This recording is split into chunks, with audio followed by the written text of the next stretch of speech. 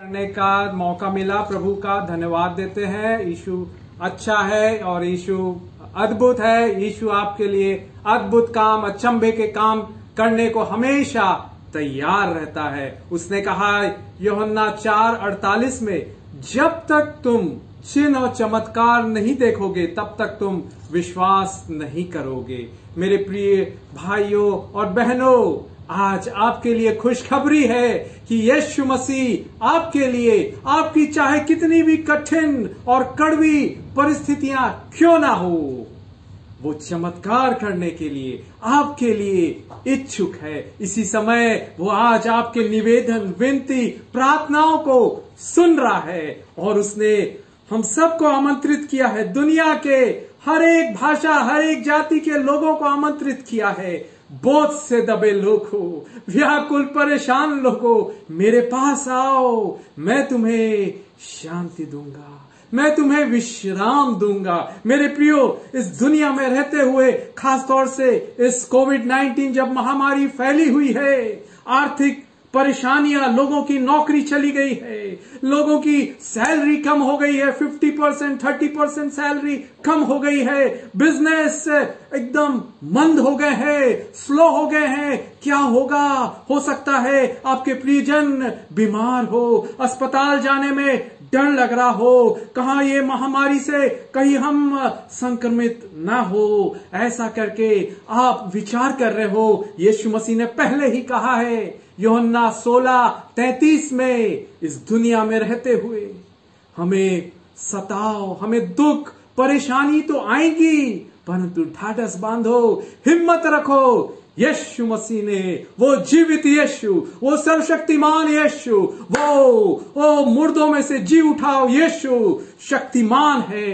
He is all powerful, he is all mighty to आपके आंसुओं को पोंछने के लिए, आपके लिए चिन्ह और चमत्कार करने के लिए। मेरे प्रियो, आज का संदेश जब मैं तैयार कर रहा था, यीशु ने मुझे बताया कि कई लोग बेचैन हैं। उनके जीवन में कुछ दिनों पहले ऐसी कड़वी और विषम परिस्थितियां आई हैं जिससे वो व्याकुल हो गए हैं और उनका विश्वास हिलने लगा है मेरे प्रियो। और वो क्वेश्चन कर रहे हैं, प्रश्न कर रहे हैं, हे परमेश्वर, मेरे साथ ही ऐसा क्यों हुआ? मेरी नौकरी ही क्यों छूट गई? मेरा ये एक्सीडेंट क्यों हो गया? मेरे साथ ये धोखेबाजी क्यों हुई? लोगों ने मुझसे नफरत की, मेरे को तिरस्कार किया, मुझे तुच्छ जाना।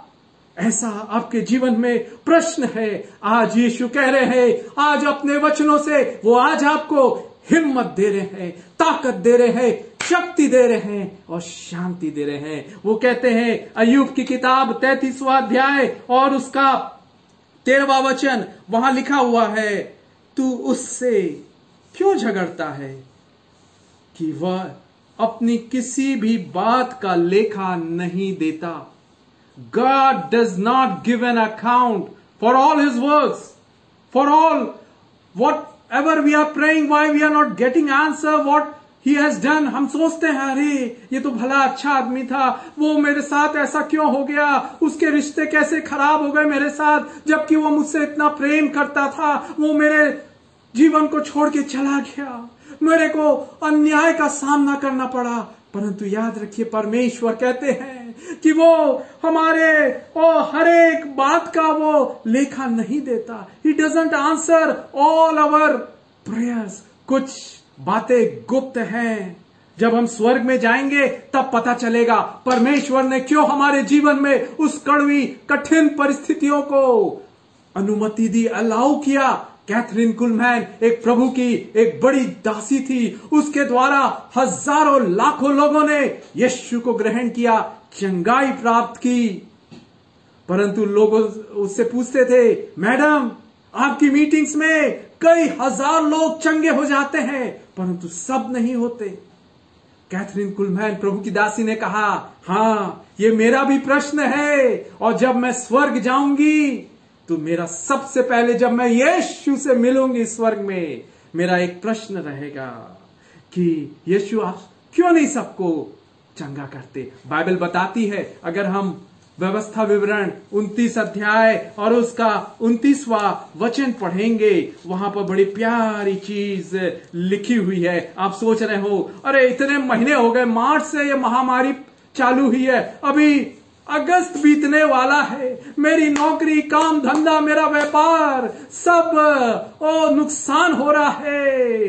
क्या होगा मेरे बच्चों की कॉलेज का एडमिशन का, पढ़ाई लिखाई का, कब खत्म होगी ये महामारी।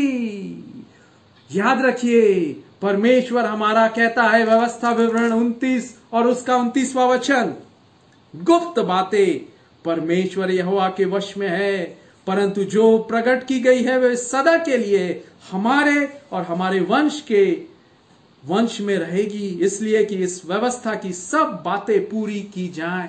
यीशु मसीह ने कहा है कि अंत के दिनों में यीशु के आने से पहले महामारियां आएंगी, भूकंप होंगे, लड़ाई, जाति जाति पर आक्रमण होगा, देश देश पर आक्रमण करेंगे। परंतु याद रखिए, कब यीशु का आगमन होगा?